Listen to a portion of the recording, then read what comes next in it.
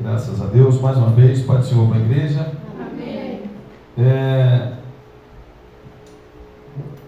Eu quero ler 2 versículos, novamente, 2 não, 3, na mesma leitura que nós fizemos.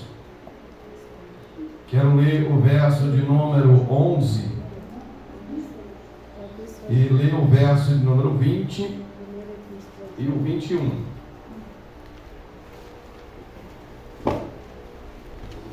O verso de número 11 está escrito assim: Amados, Deus assim nos amou, também nós devemos amar uns aos outros.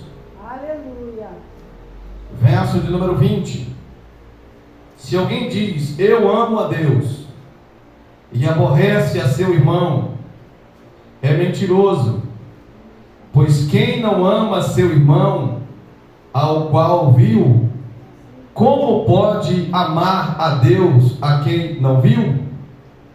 E dele temos este mandamento, que quem ama a Deus, ame também o seu irmão.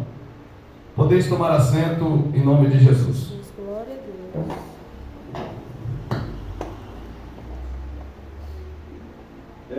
Meus amados, antes de entrar aqui nessa palavra, ouvindo o Daci falar da oferta que a gente utiliza para poder honrar os compromissos aqui, né? Nós também queremos informar a igreja. Essa semana a gente estava vendo ali a pastora Damares, ali em Itapevi, nessa chuva, aí foi tanta água ali que entrou e inundou a igreja, que cobriu as cadeiras, cobriu todos os móveis, foi uma tragédia.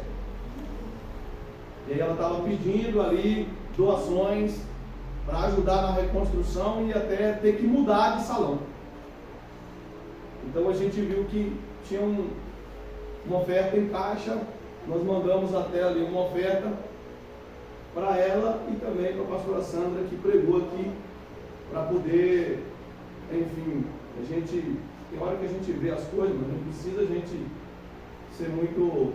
esperar muito Deus ter que falar, né? Tem coisa que está na cara. Revelar. A irmã fala que está numa prova, que está sem alimento, e precisa esperar Deus mandar você dar uma cesta básica, né? Então aquele casal é um casal que trabalha muito, e trabalha pesado, trabalha no pesado. Então eu senti da gente mandar uma oferta para ela.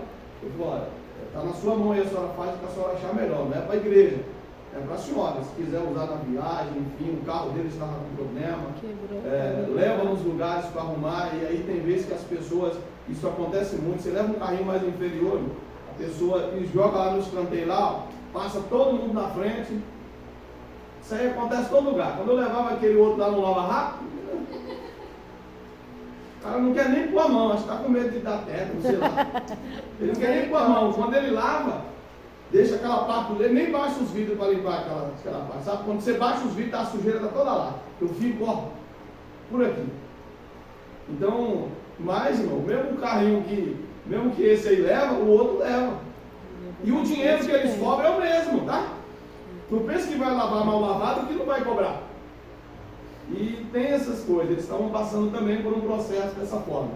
Então que os irmãos nas vossas orações, os irmãos apresentem para que Deus possa preparar o recurso necessário e prepare as pessoas corretas para estar arrumando o carro dele. Isso é um carro que ele gosta muito, que é o Monza, é um carro muito forte, é o que leva ela para essas obras de missão aí, que ela faz aí nos interior aí. Então os irmãos possam estar orando para Deus entrar com providência, tá bom? Bom, prosseguindo então,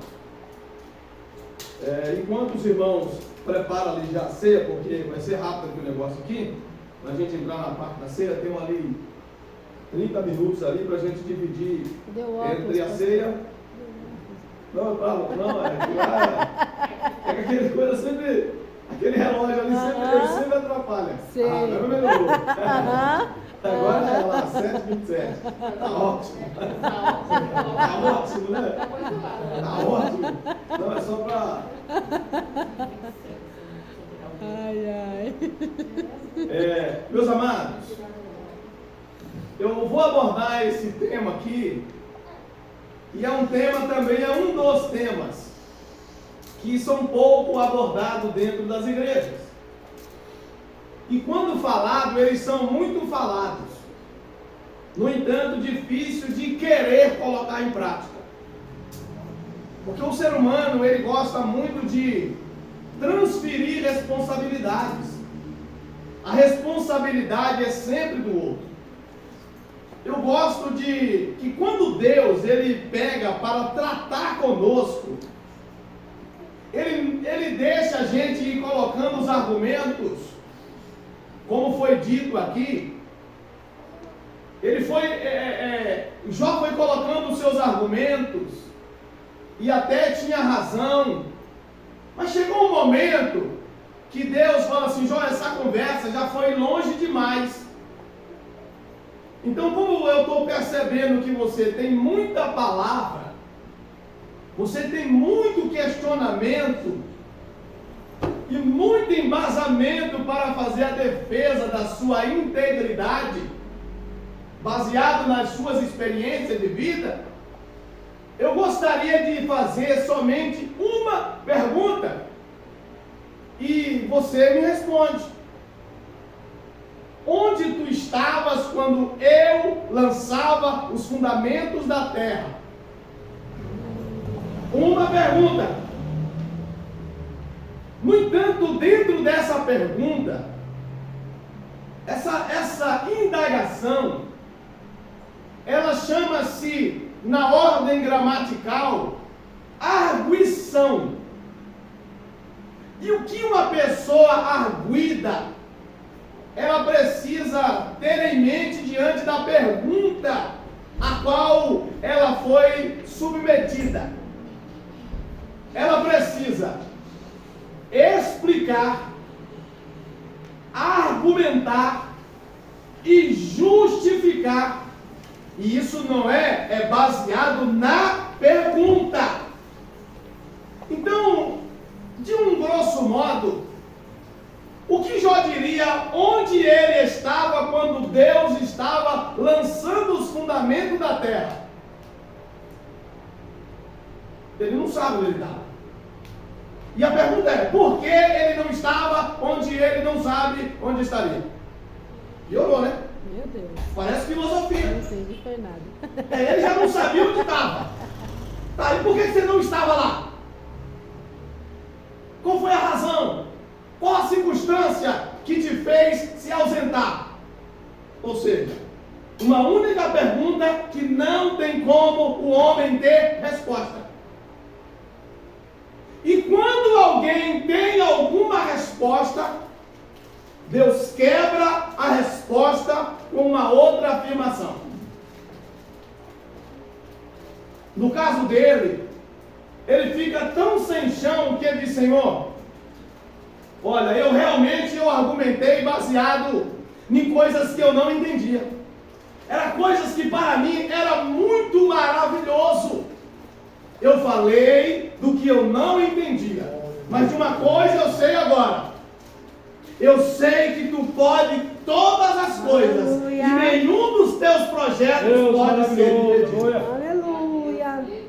Um outro homem é Elias, que tinha algumas razões, até louváveis, para estar onde estava, escondido dentro de uma caverna, até que o Todo-Poderoso convida para estar à porta daquela caverna, e Deus então lhe faz a seguinte pergunta: quem mandou você entrar aí? E ele diz: olha, é que mataram todos os teus profetas. Para começo de conversa, essa foi a pergunta? Quem mandou você entrar nessa caverna para estar escondido? Ele disse: olha, veja bem, os teus profetas foram todos assassinados, e eu estava sozinho. Vendo que o Senhor não tinha mais ninguém, eu decidi me esconder para preservar o ministério profético. Então Deus diz, olha, você está equivocado, porque ainda existe 7.000 que não dobraram o joelho diante de Baal, e tem mais um que está afastado de tudo e de todos, e esse aí vai andar contigo pouco tempo, e eu vou substituir por você. Então, Deus traz à tona ao profeta que não tinha clareza do que ele estava tentando proteger, e Deus deixa claro que quem está no comando de tudo é Ele, e que a parte humana é quase nada, porque Deus até precisa de instrumento humano, mas não precisa do homem, não depende do homem, ou seja, ele precisa, mas não depende. Se necessário for, ele vai mandar um anjo para falar contigo. Se ninguém quiser fazer, ele vai mandar um anjo fazer. Então Deus sempre estará no controle de tudo.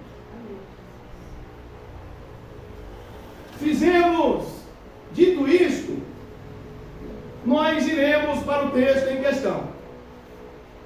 O servo de Deus, João, também conhecido como o apóstolo do amor, e ele não é conhecido como apóstolo do amor porque falava de amor, é porque João demonstrava o amor. Primeiramente, o amor por Deus. E aqui eu já quero abrir um parênteses. Tem muita gente dizendo que ama a Deus, mas está odiando as pessoas. Esse amor é incoerente, esse amor não é de Deus, esse amor não é real. Porque quem ama a Deus, ele ama o seu próximo. Pastor, mas o fulano, a fulana, é difícil de digerir. O problema é seu, o problema é meu. Eu preciso subjugar o meu pensamento, o meu corpo e o meu coração para fazer com que o amor de Deus venha sobrepujar aquilo que eu penso a respeito do fulano e do beltrano. Porque é preciso nós entendermos, irmãos. Nós somos pessoas fáceis de conviver? Somos a melhor pessoa do mundo? Se eu não sou a melhor pessoa do mundo, por que o meu próximo tem que ser a melhor pessoa do mundo? Se eu consigo me tolerar, me aceitar e justificar até algumas coisas, por que eu não uso a mesma energia para justificar o erro do próximo? Já que é para justificar erros, eu preciso ser justo. Porque quando é nós, e alguém nos acusa, logo nós dizemos, então, mas veja bem, eu fiz isso, mas presta bem atenção, se coloca no meu lugar. Oi? Como assim? Agora eu tenho que me colocar no seu lugar para fazer a defesa. E por que quando é o outro, você não se coloca no lugar do outro?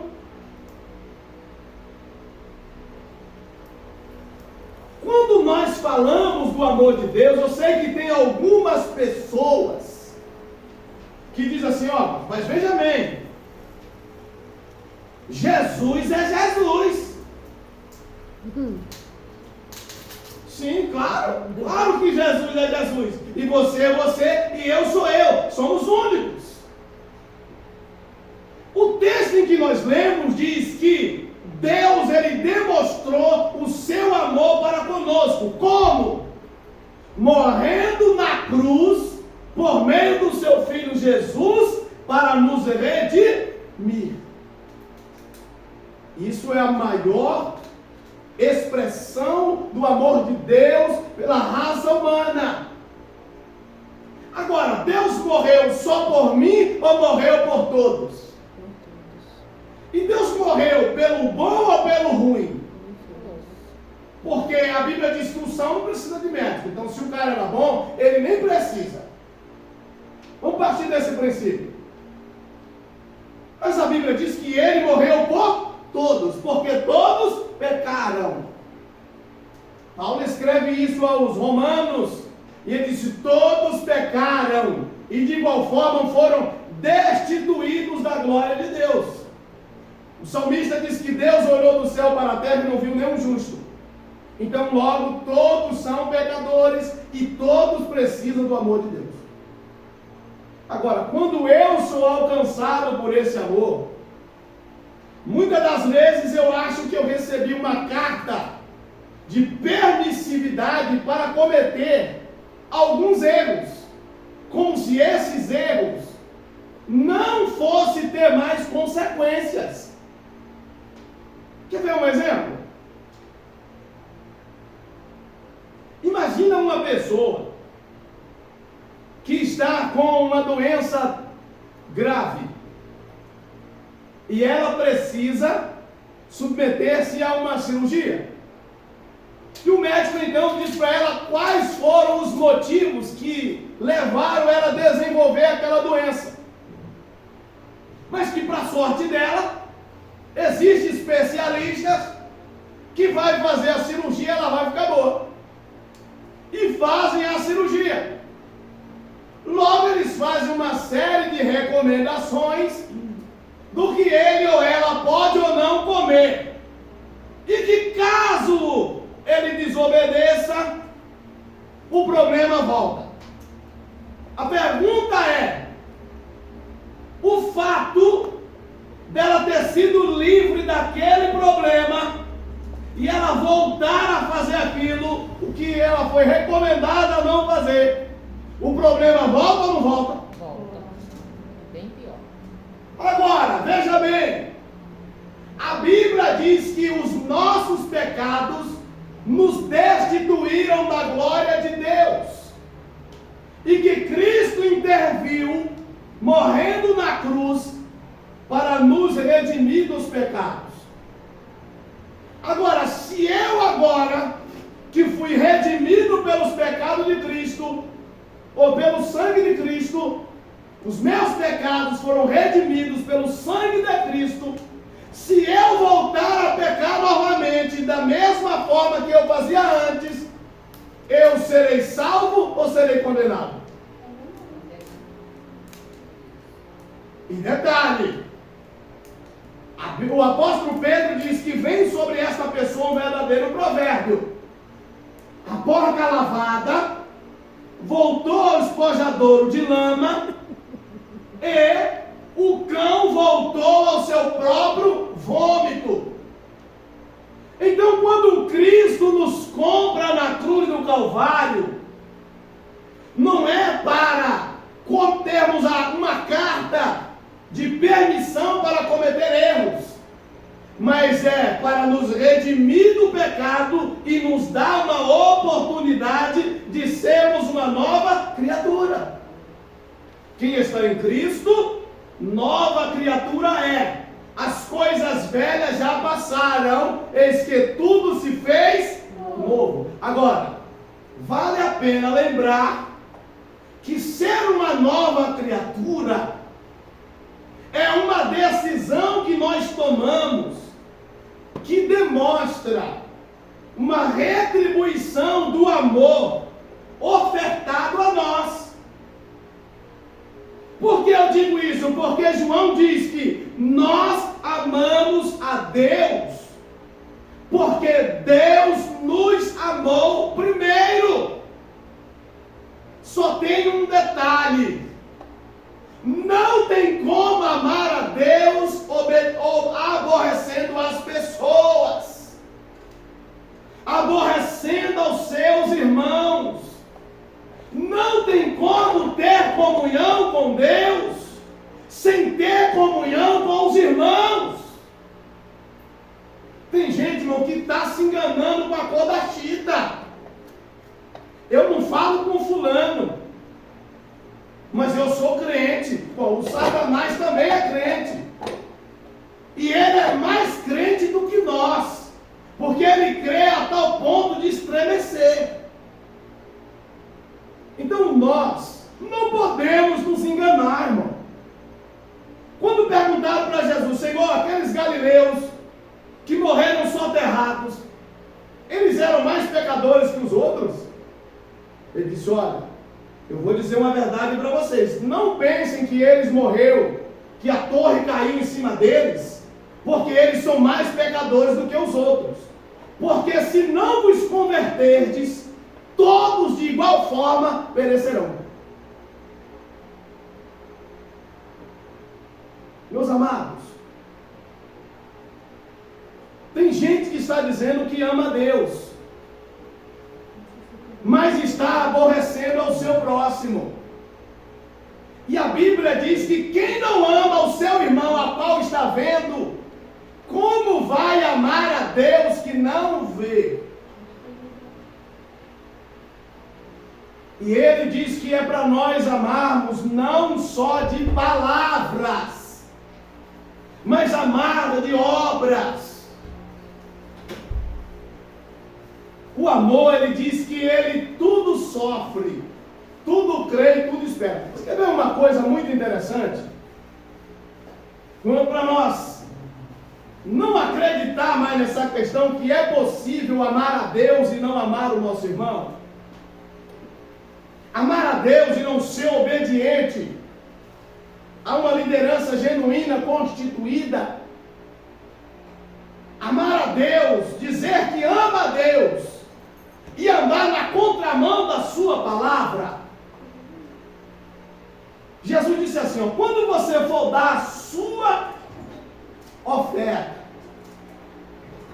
pegou a oferta e veio até o altar para depositar. No caminho, você se lembrou que o teu irmão tem algo contra você. Sabe o que ele diz? Deixa a tua oferta quietinha, volta lá, se reconcilia com o teu irmão primeiro e depois tu traz a tua oferta. Agora o que eu pergunto para nós é, se Deus não vai receber a oferta aqui na terra, que vai ser depositado no gasofilácio, a pergunta é, ele vai receber esse crente no céu? Essa é a pergunta. Mas não precisa me responder não. Isso deve ficar para nós mesmos. Se alguém diz, eu amo a Deus, e aborrece ao seu irmão, é mentiroso. Pois quem não ama seu irmão, o qual viu, como pode amar a Deus que não viu?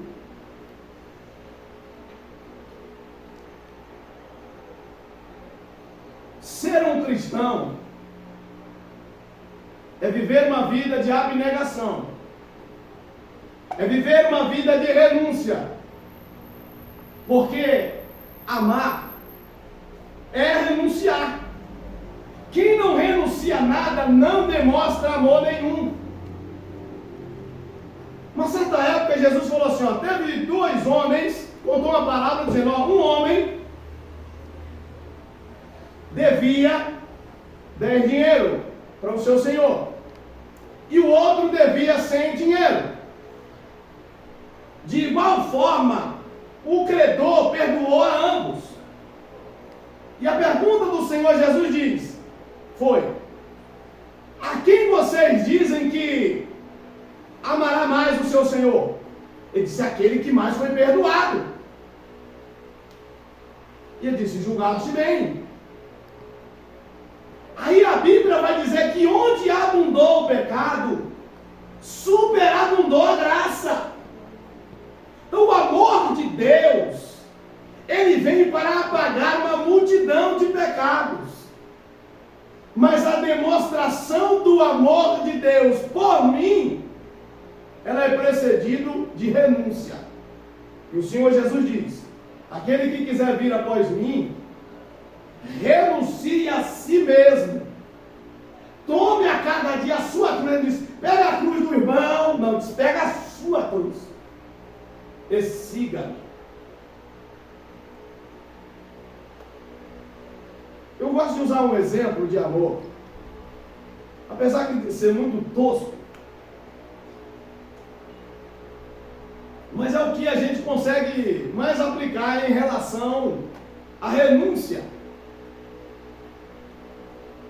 Quando um homem ama uma mulher e uma mulher ama o homem, na maioria esmagadora, se os pais não aprovam, elas desistem ou continuam? Pula a janela, pula o brejo, pula o muro, pula a cerca, pula tudo. Pois é, se expõe a perigo de morte, porque se cair da pinguela morreu. Mas vai, corre o risco de quando chegar tomar um pau, mas vai, porque o amor é maior. É assim ou não? Aí casou, tinha tantas e tantas, nariz empinado com o pai e com a mãe. Aí o bonitão fala: eu não quero que você faça isso, não quero que você faça isso e não quero que você faça aquilo. A pergunta é: ela deixa de fazer ou continua fazendo? Deixa de fazer. Deixa de fazer. Na maioria esmagadora, renuncia, atropela os ensinamentos de pai e mãe para seguir o cabra ou a cabritinha. É assim que funciona. Mas isso porque ele é o que ele faz? Ele ama. Ele está convicto. Ela está convicta, então ela está disposta a brigar com o mundo pela sua convicção. Legal. A pergunta é: quais são as nossas convicções em relação a Cristo?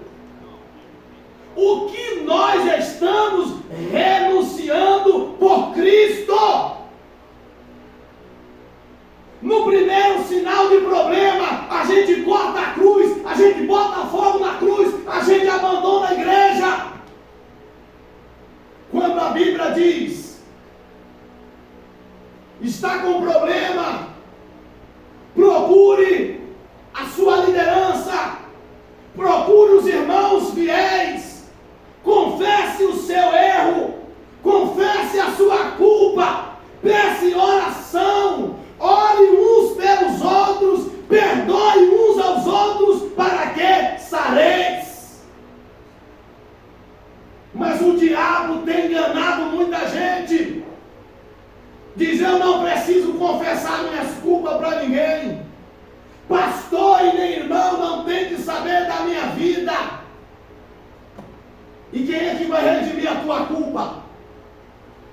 Se a Bíblia diz que a gente deve confessar as nossas culpas e abandoná-las no altar do Senhor. O que confessa e deixa faz o quê? Alcança misericórdia. Mas o que encobre o erro faz o quê? Endurece a cerviz, cairá no mal. Só que o diabo quer que eu encubra, porque ele não quer que eu seja perdoado. Eu encubro, continuo usando roupa de crente na igreja, às vezes eu até continuo cantando na igreja, e se vacilar eu até dou uma profetizadinha às vezes na igreja. Se vacilar eu ainda faço um revelamento. E se vacilar eu ainda corrijo alguém, ainda dou uma boa exortada.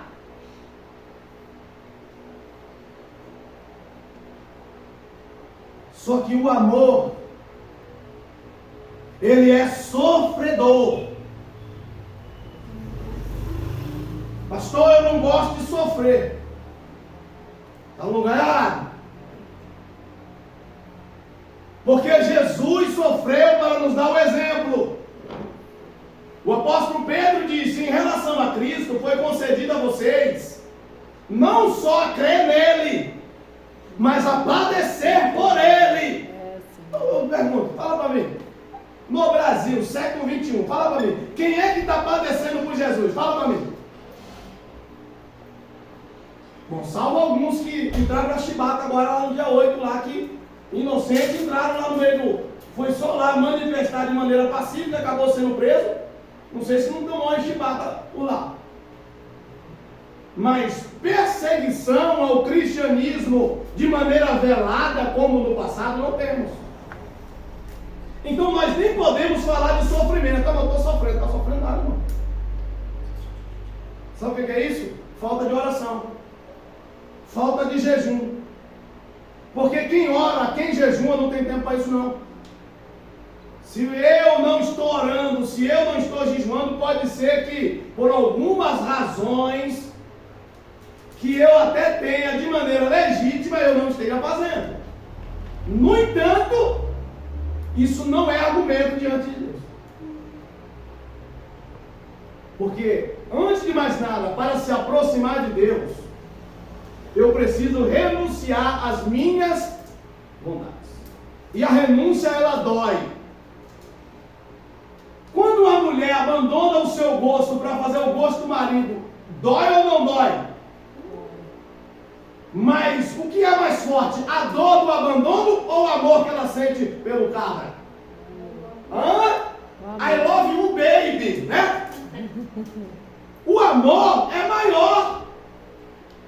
Então, quando a gente demonstra esse amor por Deus e abandona o pecado e abandona todo o embaraço, a gente se aproxima mais de Deus e vai obter o seu cuidado. A diferença entre o amor de um homem, o amor de uma mulher, para o amor de Deus, é que toda renúncia ela será recompensada. Agora, o amor humano, pode ser que você renuncie tudo e depois ainda tenha uma desilusão. Pode ser que você abandone tudo e todos. Isso aí. Vai morar no meio do mato, longe de tudo e de todos. E ainda assim você se decepciona. Mas o amor de Deus, através de Cristo Jesus, jamais você irá se decepcionar. Sabe por quê? A Bíblia diz que quando o teu pai e a tua mãe te desampararem, eu, o Senhor, te acolherei. Então, tudo que nós fazemos por Deus e pelo reino, Ele é recompensado. Carta de Paulo aos Coríntios, ele disse: meus irmãos, sede firmes e constantes, sempre abundante na obra do Senhor, sabendo que o vosso trabalho não é vão no Senhor. Então, nada que nós fizermos é vão no Senhor. Então, vale a pena amar a Deus. E como consequência dessa demonstração de amor por Deus, eu preciso renunciar ao mundo e às suas paixões. Sabe por quê? Porque o mundo passa e as suas paixões e concupiscência também. Mas aquele que espera em Deus, aleluia, permanece para sempre. Glória a Deus. O amor que João está falando aqui, Paulo também fala. Esse amor, nós lemos aqui nessa Bíblia, alguns leram aí a palavra caridade, outros leram amor. De fato, a palavra correta é amor, não é caridade. Porque a caridade é um derivado, né? Vamos falar assim. É como dizer que manteiga é leite, ela não é leite. Ela é um derivado do leite, mas ela não é leite. Leite é leite, manteiga é manteiga. Embora não exista leite ou manteiga sem o leite, mas uma coisa é uma coisa, outra coisa é outra coisa. Já o amor de Deus, porque você pode, eu devo fazer a caridade, porque eu fui flechado pelo amor de Deus. Ah, pastor, pode ser que tenha alguém que não faça a caridade sem amor? Pode. Assim como tem gente que prega por inveja, por engrandecimento, não importa. A Bíblia diz que o importante é que Cristo seja pregado.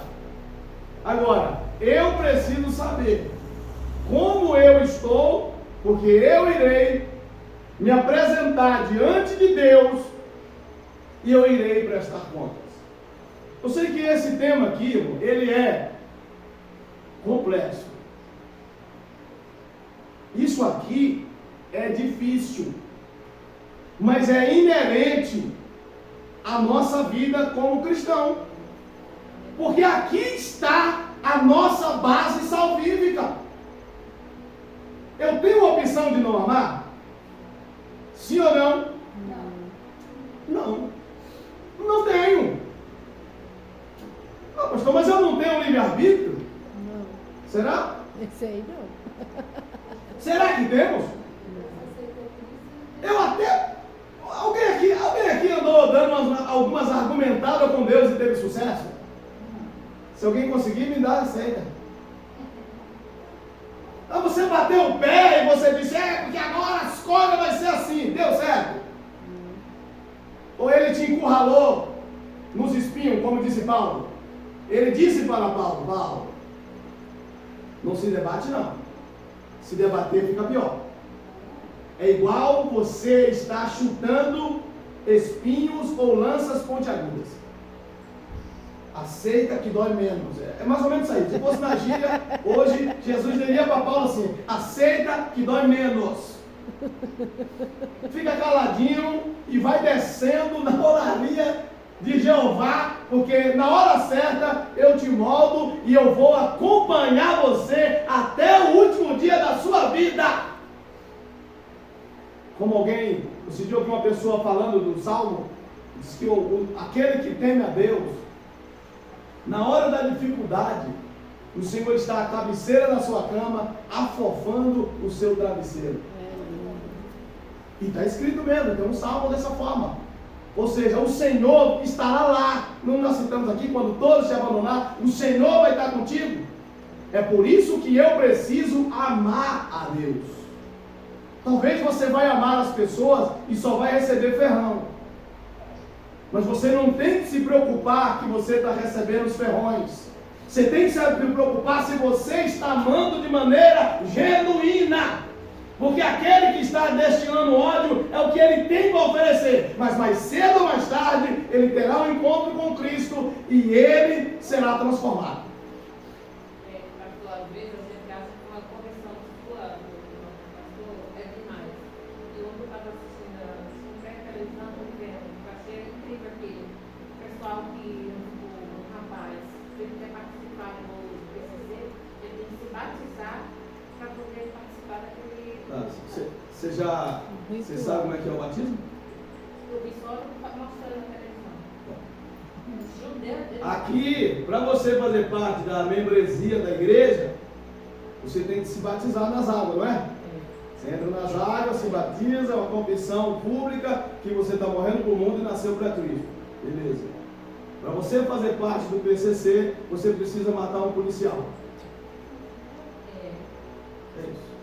Esse é o batismo. E eles vão dizer como que ele quer que mate. E talvez ele diga até quem é a pessoa. Então você que a gente escuta, como diz outro, tem coisa que você só escuta aqui. Porque essa é. Não pode sair mais. Não. Se virar a Bíblia, sim, né? Igual no Rio de Janeiro. Se virar crente, sai. Se desviar, morre. Pronto. Simples assim. A gente gosta muito de democracia, né? O tráfico também ele é muito democrático, né? Você está na igreja, a gente respeita a igreja, a gente sabe que com Deus não se brinca. Então se você sair, você está brincando com Deus. Fogo nele. Tem horário certo de entrar, horário certo de sair. Se não chegar certo, apanha. É assim que funciona. Não quer obedecer pai, não quer obedecer a mãe, mas tem que obedecer o chefe do tráfico. Então, não obedece a Deus, que te ama, te guarda, te livra, te ampara. Mas vai, e quando você erra, toma surra de pau. E os camaradas agora estão tão escrachados que ele bate, filma e põe nas redes sociais. É uma maravilha. E ainda faz você gravar um vídeo. Ó, presta atenção. Eu quero pedir desculpa, porque a gente desobedeceu a família. Família! Papai e mamãe manda plantar batata na Baixada da Égua. Mas o chefe do tráfico desobedeceu a família. Olha que lindo. Papai e mamãe não tem direito nem de chamar atenção. Mas o chefe do tráfico, teve um que tomou uma surra de fio. E sabe por quê que ele tomou uma surra de fio? Está gravando ainda? Pode botar lá. Isso aí é público, porque votou no Bolsonaro. Tomou uma surra de fio pelo tráfico. Vocês sabem que ele é contra os nossos negócios. Negócio? Pode pesquisar aí, tá no YouTube aí. Então, quem fez o L, a gente já sabe para que lado que ele jogou. Então, meus queridos, servir a Deus é maravilhoso. Você não vai ter que tomar uma surra de pau, não vai ter que tomar uma surra de fio. Pode até passar aflições, porque isso é normal.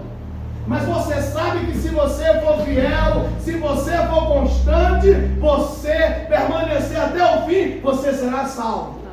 Agora, quer saber por que muitos crentes estão sofrendo? Desobediência. Não é prova, não é luta, não é evento. Desobediência a Deus. Deus fala, filha, prega a minha palavra, porque eu vou cuidar de você nos mínimos detalhes. Ah, mas tem umas coisas que eu quero fazer. Aí faz que nem Jonas. Nínive, Jonas. Mas eu tinha uns negócios em Tarsis. Aí depois reclama que eu estou aqui no vento da baleia, 3 dias e 3 noites, com ramais na minha cabeça, pulmão faltando ar, estou quase morrendo aqui, Deus é cruel. Não. Era só entrar no navio e ir para Nínive. Não tinha baleia, não tinha falta de ar, não tinha ramagem na cabeça, não tinha nada. Não tinha pressão, não tinha nada. Era só entrar e pregar. Mas a ruindade de Jonas, a falta de amor de Jonas, não queria que ele pregasse para os cidadãos de Nínive. Sabe por quê? E não é diferente de nós não, já que nós estamos falando de amor, Jonas dá certinho. Jonas sabia que se ele pregasse e o povo entendesse a mensagem dele precisaria ser clara, o povo ia se converter. E quando a gente vê um homem mau, a gente quer que a justiça seja feita. A nossa justiça. E a nossa justiça é: elimina ele. Ele é muito mau. Só que a Bíblia diz que Deus não tem prazer na morte do ímpio. Eu te pergunto, filho de Deus, tu é filho de quem com tanta ira nesse teu coração? Porque se eu sou filho de Deus, eu não deveria ter essa ira. Porque a Bíblia diz que Deus é amor. Então, o que é que está faltando em nós mesmo? Amor. Eu não vou nem parar, não. Né? Fechou. E hoje nós estamos aqui, tirar o homem da fornalha. Eu falei, sabe por que nós sofremos falando da questão da desobediência? Mas a Bíblia diz, e eu citei aqui muito rapidamente, que nós devemos, e foi dito aqui também, nós somos uma família. Agora, nós estamos agindo como família? Talvez nas brigas, né? Talvez nas caras viradas, né? Mas na comunhão, nós estamos agindo como família? Na hora de dizer, meu irmão, eu preciso de ajuda. Eu preciso de... Irmão, quem não pedir ajuda, esteja certo, que dificilmente eu vou ajudar. Porque nem Deus te ajuda. Parece até que eu estou falando uma heresia, não é? Não parece? Ele fala assim, Deus não vai te ajudar. Nossa, como ele é mau. Para eu receber o anúncio de Deus, de coisas grandes e firmes e tremendas, eu preciso fazer o que segundo a Bíblia? Na visão de Jeremias. Jeremias 33, 3. Clama a mim. Clama a mim. Clama a mim. Clamar é o quê? Gritar. Falar, gritar. Só que eu grito? Não é nem um terço do que está dizendo. O grito é semelhante quando você toca uma trombeta. Todo mundo escuta. Só. Tocai a buzina em Sião, no monte da minha santidade, e perturbem-se todos os moradores da terra. Aí eu Deus não é surdo. Irmão, é para esguelar, para ver o gosto de sangue vir na goela. Então, enquanto eu deixar de obedecer as diretrizes das Escrituras, eu não vou obter nada. Porque às vezes tu quer levar uma carga que ela é muito pesada, e a Bíblia diz, ó, confesse as vossas culpas uns aos outros, ore uns pelos outros, e perdoe uns aos outros, assim como Cristo vos perdoou. Esse é um outro fator que tem levado muita gente a carregar um fardo pesado, a falta de perdão. Não vamos abordar isso assim, poderia até mais abordar. Já foi, hoje é a ceia. O que nós iremos participar hoje, que é a expressão, a representação do amor de Deus. Foi na noite em que Jesus estava para ser entregue, que ele fez a última ceia com os seus discípulos. E ele disse, essa é a última ceia que eu participo com vocês. A próxima vai ser lá no céu. E então ele parte o pão e ele dá ao seu discípulo e diz, esse aí é o meu corpo que está sendo partido por vocês. Então, olha o quanto Deus demonstra o seu amor. Ele morre, ele faz a propiciação, ele faz a substituição da culpa, e ele morre em nosso lugar. É por isso que nós estamos aqui hoje, por causa do amor de Deus. E o que ele está pedindo, está falando para nós demonstrar, não é, pelo menos no Brasil, acho que isso não vai acontecer. Não é para você morrer por ele, é para você ser fiel até morrer. Talvez tu morra de uma morte natural, tranquila, durma e acorde no céu. Você só precisa ser fiel. A coisa mais difícil que Jesus está deixando para os brasileiros é renuncie os seus gostos. Só isso. Só. Não tem mais nada, irmão, para representar Jesus no Brasil. Não tem que correr perigo de morte. Não tem. Agora, nos países de janela 10 para 40, China, Coreia, Afeganistão, Índia, aí é outra história. Mas nós estamos falando de Brasil. Então, no Brasil, é pouca coisa. Então, nós iremos, nesse momento, orar, apresentar ao Senhor os elementos da ceia. Primeiro iremos apresentar o pão, vamos fazer